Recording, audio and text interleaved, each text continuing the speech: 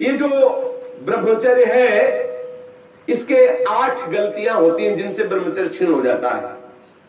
पहला, परस्पर दर्शन काम भाव से। स्त्री पुरुष का परस्पर दर्शन, आपने और कोई क्रिया नहीं हुई, केवल आपने काम भाव से युक्त होकर पुरुष को देख लिया या पुरुष स्त्री साधक को देख लिया, बस गंभीरता पूर्वक अंदर वासना पूर्वक आपने देख लिया। अब आपका ब्रह्मचर्य टिक नहीं सकता, किसी भी तरह से क्षीण हो जाएगा, आपको पता भी नहीं चलेगा। ये 8 प्रकार की गलतियों को सुधार कर लिया जाए तो पूर्ण ब्रह्मचर्य का अनुभव होने लगेगा। कभी भी किसी माता बहन की तरफ दृष्टि जाए, तत्काल उनमें भगवती का भाव करते हुए, जगदम्बा का भाव करते हुए, या श्री जी की सहचरियों का भाव करते हुए, या अपनी बहन का भाव करते हुए। हाँ, अपनी बहन में कहीं गलती भावना थोड़ी आती है, अपनी माँ में कहीं गलत भावना थोड़ी आती है, अपनी बेटी में कहीं गलत भावना थोड़ी आती है।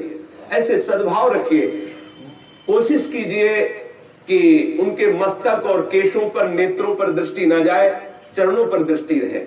जो चाहे आपन कल्याणा, सुजस सुमति शुभगति शुभ नाना, सो परनार लीलार गुसाई, तजो चौथ के चंद्र किनाई। जैसे चौथ के चंद्रमा को देखने से कलंक लगता लोग बचते हैं, ऐसे ही माता बहनों के नेत्र, मस्तक और केस, इन 3 को देखने के लिए अपनी दृष्टि को बचा लो। नेत्रों में नेत्र न मिलने पावे, उनके ललाट और उनके केस पास पर दृष्टि न जाने पावे, उनके चरणों पर दृष्टि रहे। संभाषण करना हो तो सर नीचा करके ही उनसे संभाषण करो। ये आद्य शक्ति जगदम्बा के अंश स्वरूपा है, ये श्री जी की सहचरी है। ऐसा भाव रखकर उनसे वार्ता करो। ज्यादा देर वार्ता मत करो, एकांत में वार्ता मत करो।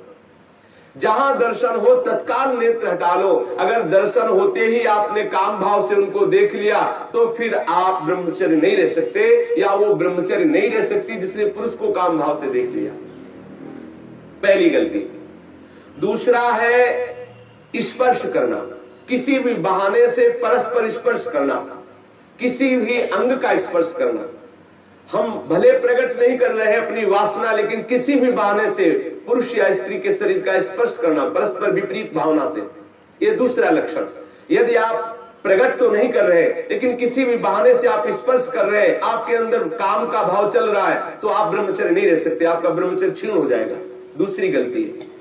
तीसरी गलती, केल विलास क्रीड़ा को देखना।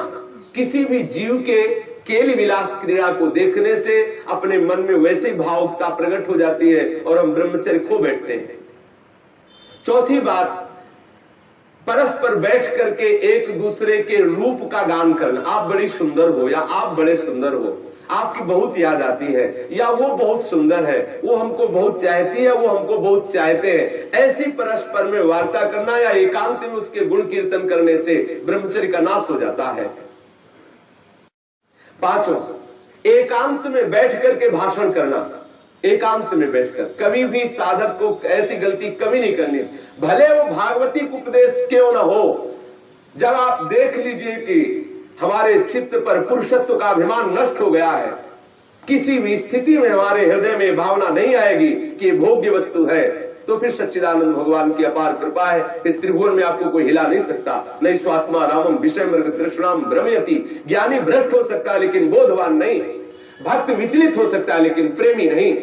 जो प्रेम से युक्त हो चुका है, जो बोध संपन्न महापुरुष है, क्योंकि जब सर्वत्र सच्चिदानंद में भगवान श्री कृष्ण दिख रहे तो कौन किसको भ्रष्ट कर सकता है।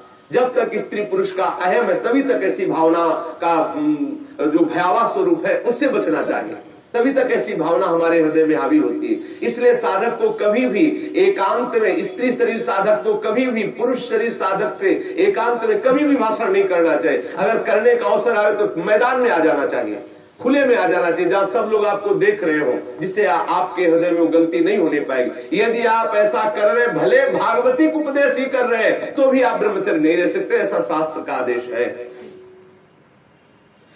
एकांत में किसी स्त्री को दूर से देखकर या पुरुष शरीर को देख करके भोग का संकल्प कर लेना, वासना का संकल्प कर लेना, ये ब्रह्मचर्य का नाश कर देने वाला संकल्प होता है। दृढ़ निश्चय कर लेना, संकल्प कर लेना। या विपरीत देह वाले, जैसे पुरुष या स्त्री, विपरीत देह वाले संग में एकांतिक केली कर लेना। ये अष्ट प्रकार के जो ब्रह्मचर्य नष्ट करने वाले भाव है, इनसे पूर्णतया बचा जाए। जो ब्रह्मचर्य रहना चाहे कभी भी कामुक दृष्टि से परस्पर शरीरों को ना देखे, स्त्री शरीर साधक या पुरुष शरीर साधक परस्पर किसी को कामुक दृष्टि से न देखे, कभी बुरी भावना से किसी भी माता बहन का स्पर्श न करे, कभी भी किसी भी तरह से अपने निकट ना आने दे, ना उनके निकट जाए। ये बहुत काम की बात है, इसे साधारण मत समझिए। हम भजन करते हुए भी जो आनंद का अनुभव नहीं कर पा रहे, यही गलती है, हम यही मिस्टेक कर रहे हैं। भले हम किसी का संपर्क नहीं कर रहे, लेकिन हमारे अंदर वासना की गणित लगती रहती, इसीलिए हमें परमानंद का अनुभव नहीं हो रहा। हमें सावधानी रखनी है। देखो, ये ऐसा कोई अपने में ना जाए कि मैं सिद्ध हो गया हूं, मैं जैसा मनमानी आचरण चाहूं कर सकता हूं। भगवान व्यास देव जी ने लिखा है कि बड़े बड़े विद्वान भी इस आकर्षण में अपने आप को ढीला मानते हैं और गिर सकते हैं। इसलिए सावधानी पूर्वक, विद्वानों को भी ये जो आकर्षण है खींच सकता है, इसलिए सावधान रहे। कभी भी ब्रह्मचर्य व्रत धारण करने वाले उपासक को या गृहस्थ धर्म धारण करने वाले गृहस्थी को भी अपनी पत्नी के सिवा कभी और के साथ एकांत में संभाषण नहीं करना चाहिए। किसी को काम भरी दृष्टि से नहीं देखना चाहिए, किसी के काम भाव से स्पर्श नहीं करना चाहिए, किसी को काम भाव से न समीप आने देना चाहिए न समीप जाना चाहिए। कभी किसी को एकांत में परस्पर विरोधी शरीर वाले को, स्त्री पुरुष शरीर वाले को खेलना नहीं चाहिए। कोई भी खेल अकेले में नहीं खेलना चाहिए। कभी भी एकांत में बैठकर मजाक नहीं करना चाहिए, कभी भी एकांत में बैठकर बातचीत नहीं करनी चाहिए। अपने मन को ही आप मित्र और शत्रु समझो। विषयों में लगा हुआ मन शत्रु है और प्रभु के भजन में लगा हुआ मन मित्र है। इसलिए सावधान, कभी भी एकांत में ब्रह्मचर्य व्रत धारण करने वाले को स्त्री का संग कदापि नहीं करना चाहिए, नहीं तो उसके हृदय में वासना जागृत हो ही जाएगी। इसलिए सावधानी रखनी चाहिए। ये जो इन गलतियों का सुधार कर लेता है, वो ब्रह्मचारी पूर्ण रूप से ब्रह्मचर्य रह सकता है। एक बार फिर ध्यान दिया जाए, किसी भी तरह से हम किसी भी माता बहन को या माता बहन किसी भी पुरुष को काम दृष्टि से न देखें। दूसरी बात, किसी बहाने से हम परस्पर स्पर्श ना करें। तीसरी बात, किसी भी तरह से हम उनके साथ कोई क्रीड़ा ना करें, कोई खेल ना खेलें। किसी भी तरह से हम चार लोग बैठ करके उनकी प्रशंसा ना करें जिनके प्रति हमारा मन आकर्षण हो चुका है। कभी भी हम एकांत में संभाषण न करें, एकांत में संलाप न करें। कभी भी हम विषयों का संकल्प न कर बैठे, विषय भोग का संकल्प न कर बैठे। इस तरह से हम अपनी इन 8 क्रियाओं से निवृत्त रहे। बुरी भावना से देखना, बुरी भावना से स्पर्श करना, बुरी भावना से निकट जाना या निकट आने देना, ये नहीं होना।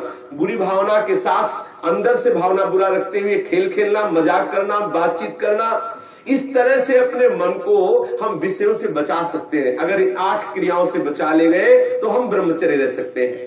यदि आप ब्रह्मचारी होना चाहते हैं तो आप अपने मन को शुद्ध रखिए। आप अपने हृदय को कभी खाली मत छोड़िए। हृदय खाली रहेगा, मन अशुद्ध रहेगा तो शरीर में ब्रह्मचर्य रह नहीं सकते। और जिसका हृदय और शरीर और मन तीनों अशुद्ध है, वो कभी भजन नहीं कर सकता। इसलिए सावधान।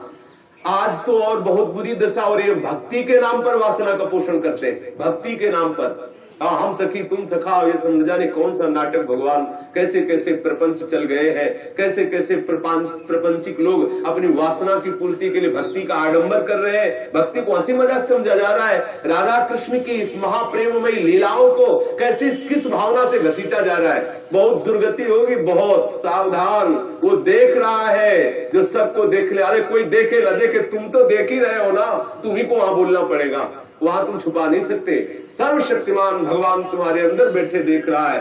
भजन करना चाहते हो, भगवत प्रेम प्राप्त करना चाहते हो तो ब्रह्मचर्य पर पूर्ण दृष्टि रखो।